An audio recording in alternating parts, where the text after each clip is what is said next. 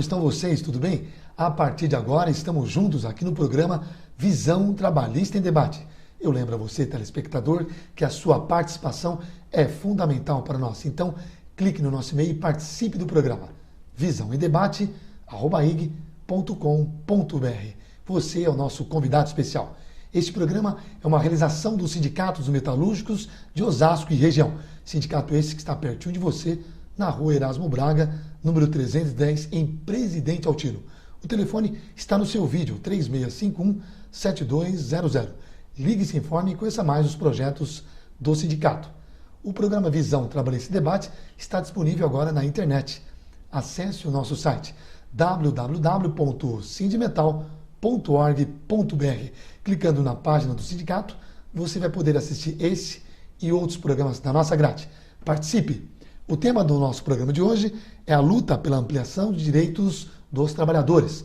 A minha convidada de hoje, minha ilustre convidada, é a secretária-geral do Sindicato dos Metalúrgicos de Osasco e região e também vice-presidenta da Confederação Nacional dos Trabalhadores nas Indústrias Metalúrgicas. Eu tenho a honra de receber Mônica Veloso. Obrigado por ter aceito o nosso convite, Mônica. Eu que agradeço, Eduardo, o convite de estar aqui hoje no Visão em Debate com vocês.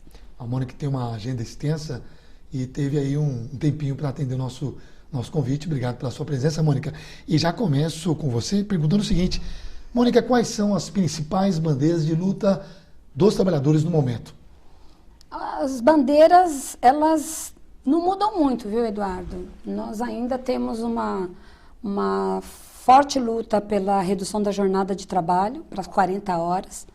É uma reivindicação antiga e que hoje ganhou a pauta nacional, né? Ganhou a pauta dos trabalhadores numa ação unificada entre as centrais sindicais e que agora tem mais voz, vamos dizer assim, no Congresso Nacional com os representantes que os trabalhadores conseguiram colocar lá. Então, essa é a pauta principal. Mas, junto com essa, vem muitas outras, né? Vem a gente pensar numa política de salário mínimo e que também fez parte de um processo de negociação no governo Lula vitoriosa aos trabalhadores, né? E o fim do fator previdenciário, né? Que além da gente pensar no reajuste dos aposentados e pensionistas hoje desse país, nós também temos que pensar para o futuro da Previdência Social e para aqueles que vão precisar dessa seguridade no futuro, né? O presidente Lula fez um ótimo governo durante os 8 anos. A expectativa da população é que esse governo continuasse e deu certo. A Dilma está bem representada, mas os trabalhadores têm indo de encontro ao governante Dilma para que os trabalhadores sejam atendidos nas suas propostas, enfim. Como você vê aí, Mônica, você que está nesse meio político, nesse meio dos trabalhadores, como você vê, é otimismo da parte dos trabalhadores para que a Dilma continue atendendo às suas propostas? Eduardo, nós vemos o governo Dilma como um governo importante, né? Um governo que veio para consolidar e multiplicar cada vez mais as políticas que foram implantadas no governo anterior. Políticas essas que foram construídas, sim, com a sociedade e com os trabalhadores. Houve muita contribuição dos trabalhadores nesses espaços que foram criados no governo Lula e que agora, no governo Dilma, precisam se consolidar cada vez mais. Então, ora nós avançamos e ora nós achamos que a coisa não avança tanto, né? Mas eu acho que o espaço está dado e quando ele não está, as centrais sindicais, os trabalhadores procuram se organizar e se mobilizar, né, e apresentar ali as suas reivindicações, as suas demandas. Então, de certa forma, esse espaço tem sido dado, mas tem sido dado através de muita articulação dos trabalhadores para garantir que esse espaço continue, né, essa interlocução entre governo e sociedade e trabalhadores se mantenha na mesma agilidade, na mesma dinâmica que tinha sido estabelecida, né? No governo anterior, sem dúvida. Mônica, essas lutas se devem principalmente pela manutenção de empregos. Nos últimos dias, tivemos aqui em Osasco uma demonstração de unidade pelos trabalhadores da Mecano Fabril, que lutaram por 34 dias pelos seus postos de empregos. Luta que você, Mônica, e o sindicato fizeram parte. Eu queria que você contasse aos nossos telespectadores, e muitos deles que fazem parte da Mecano, um pouco sobre a atuação do metalúrgico neste caso. Eu acho que é imprescindível dizer, Eduardo, que a unidade, a organização dos trabalhadores da Mecano Fabril foi fundamental para todo o processo de luta que se estabeleceu ali. Já é uma empresa organizada aqui na nossa cidade, há muitos anos. A Mecano Fabril chegou aqui no final da década de 80, né, se instalou aqui na cidade, gerou emprego para Osasco e para a região, e nos deparamos agora, né, recentemente, mais de 20 anos de instalação aqui, da empresa perder o seu espaço de produção. Né? Então, a partir de toda a movimentação que houve em relação a essa perda na justiça, a partir dessa mobilização, da intervenção muito rápida do sindicato, né, de estar ali junto com os trabalhadores, iniciar uma ocupação e estabelecer alianças e buscar apoios, é que a gente conseguiu, com bastante negociação, muita cautela e muita responsabilidade, alcançar a vitória. Tá? Então, foi a soma de muitos esforços que fez com que a Mecano Fabril continuasse aqui, vai continuar aqui, né, instalada na cidade. Os 500 empregos nós conseguimos manter, e agora é pensar com calma, né, dar esse fôlego de não estar com a faca no pescoço, de pensar os rumos dessa empresa aqui na cidade ou mesmo dentro da região. Porque para nós o que importa é não fechar os postos de trabalho. Né? É claro que Osasco precisa ter indústria, acho que o governo municipal tem se preocupado e ajudou assim, diretamente, é necessário dizer isso aqui, a força, a participação do governo municipal nessa questão. Mas a gente sabe que, independente de onde funciona uma empresa, os sindicatos têm que lutar pelo emprego, pela geração do emprego, mas também pela manutenção daqueles que já existem. Então foi essa luta da Mecano e que ganhou uma repercussão muito grande, mas que a gente conseguiu a vitória. Sem dúvida. O motor principal de qualquer cidade, citando agora com Osasco, acho que o equipamento principal é a economia. E aí está a Mônica dizendo bem claro, a Mecano Fabril, a importância dessa empresa na cidade de Osasco para a economia da região, para o crescimento da cidade. E vou mais, ainda mais, a importância do Sindicato dos Metalúrgicos de Osasco região, que eu considero um dos melhores do Brasil, a importância, a força da sua representação para esses trabalhadores. Parabéns pela atuação, eu tenho só a agradecer a Deus por essa importância que o sindicato tem desenvolvido aqui na cidade de Osasco. Nós vamos para um breve intervalo e já voltamos. Estou recebendo em nossos estúdios Mônica Veloso, você já sabe quem é. Ela está tratando o tema Luta pela Ampliação de Direitos dos Trabalhadores. Nós vamos para um breve intervalo e já voltamos. Não mude de canal. Fique conosco, não saiam daí.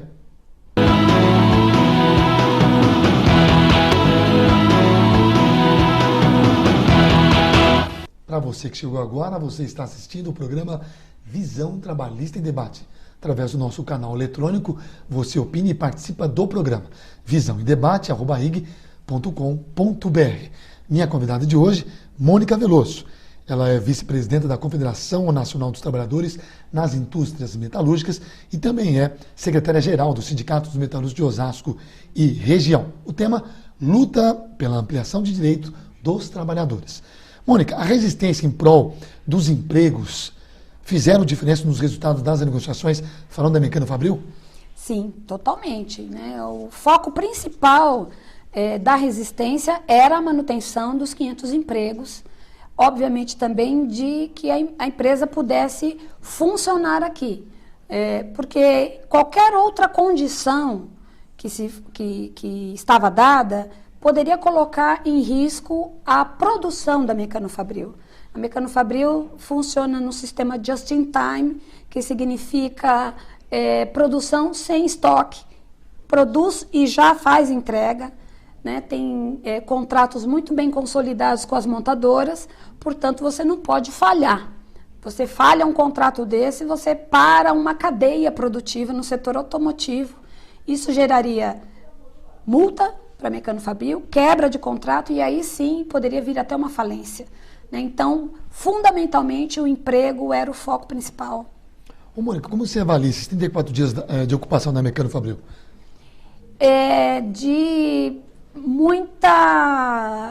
Foi um aprendizado. Um aprendizado muito grande e de descobertas, viu, Eduardo? Descobertas no sentido de você viver uma situação de tensão política, de tensão jurídica, né?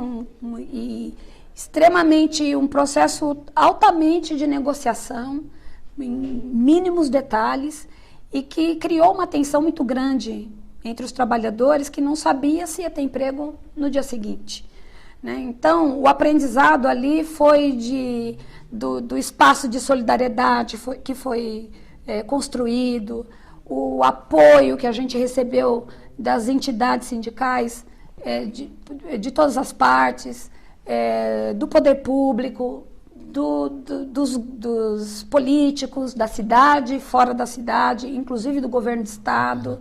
Tudo isso somou forças e nos motivou, né, na luta. Então não ficou o sindicato sozinho ali com os trabalhadores, né? Houve todo um conjunto ali de forças. Então acho que esse é uma comoção geral, né? Exatamente. E efeito cascata aí, pelo que eu estou percebendo. Exato. E que, assim, no final, todas as partes compreenderam a importância do funcionamento dessa empresa, a repercussão positiva que isso traria para todos os lados, né? E aí, portanto, a possibilidade de fechar uma negociação a partir do sindicato, do nosso presidente, do Jorge Nazareno, com a intermediação do governo municipal aqui da cidade, em fechar um contrato de locação da Mecano Fabril com o novo dono, né, que hoje é um investidor aqui da cidade, inclusive, que entendeu a relação dessa empresa com os trabalhadores e com a cidade, enfim, com tudo. Agora, Mônica, após essa conquista, que expectativas você pode passar aos trabalhadores da Mecano nos próximos anos? Primeiro, e eu disse isso várias vezes nas assembleias que nós realizávamos todos os dias ali como informação, de que nós demonstramos força, organização e luta, né? Então, com esse mesmo espírito, com essa mesma responsabilidade, que nós vamos continuar construindo a relação de capital-trabalho que se estabelece ali, né? A luta por busca de melhorias de condição de trabalho, de salário, de igualdade, elas permanecem, né? A diferença que eu acho que vai ter daqui para frente, e a gente espera isso por parte da empresa, é que essa relação seja mais transparente, né? Que seja uma relação de construção, onde o patrão ganha e o trabalhador também ganha, porque ele tem o seu reconhecimento ali garantido, né, pela empresa. E, ao mesmo tempo, ele, como um trabalhador que está mais satisfeito, que sabe o futuro dele, como é que ele pode investir, vai ser uma pessoa muito mais produtiva para a Mecano Fabril, para ela continuar nesse mercado que não é nada fácil a competição, né? Então, a mensagem que eu deixo é essa, né, para esses trabalhadores, são meus companheiros de fábrica, daqui a luta continua. Sem dúvida.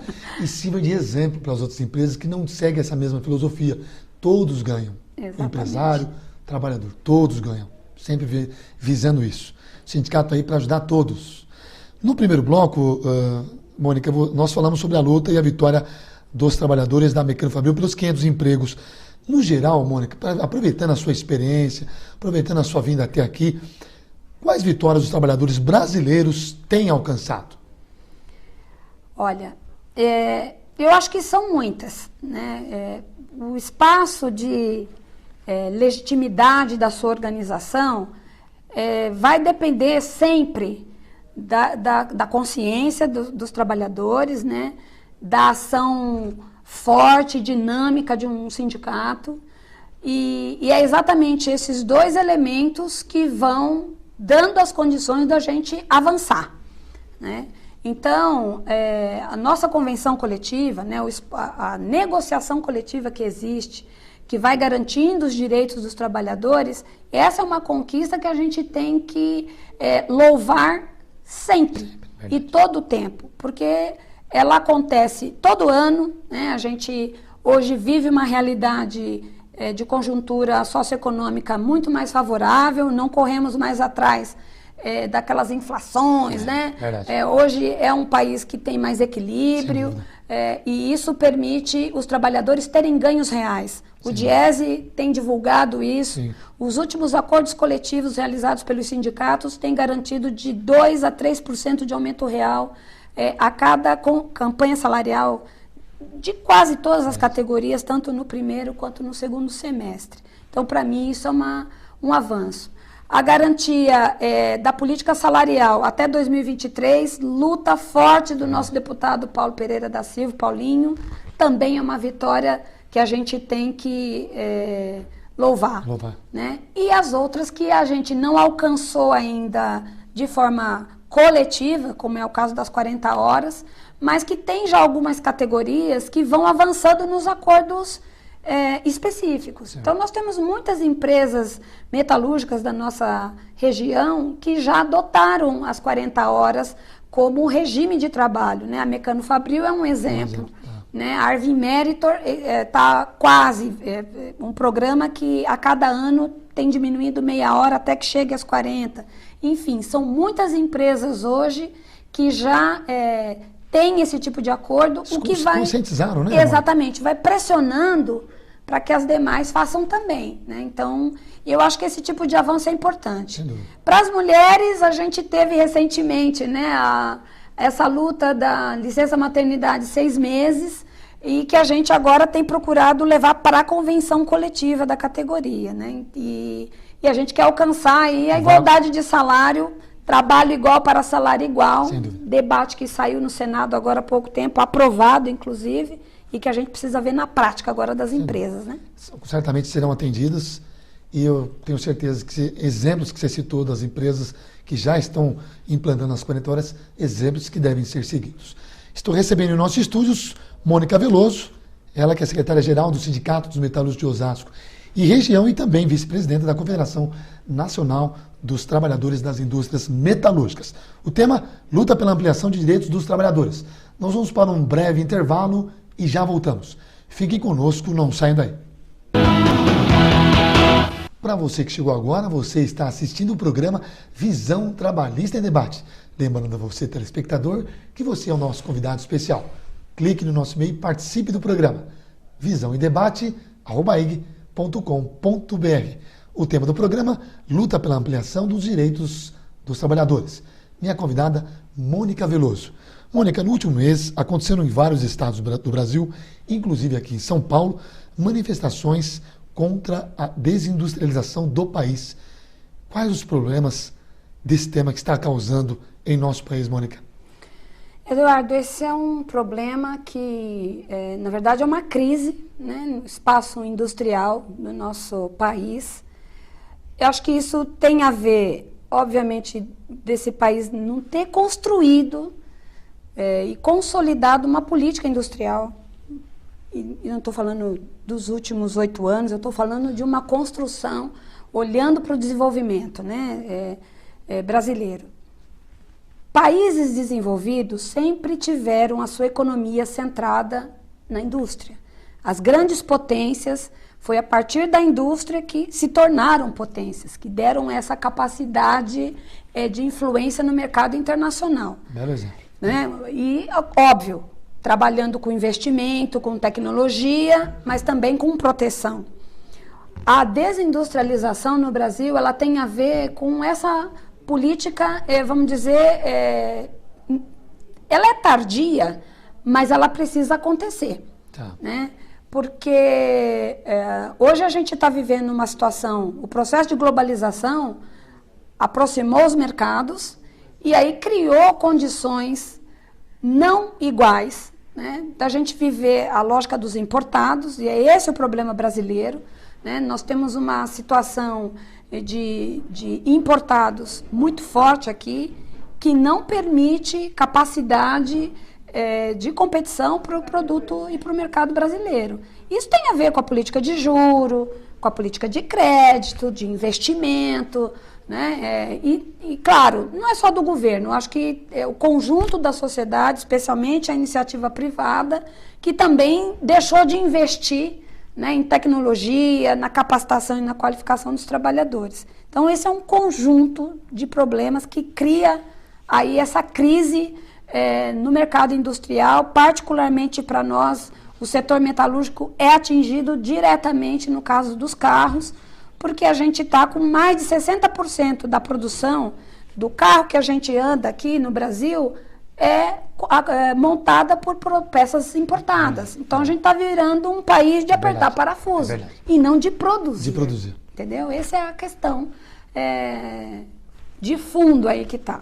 Agora, nós sabemos que você esteve em Brasília agora participando desse fórum. A resolução 72 pode contribuir para amenizar o problema da desindustrialização no nosso país, Mônica?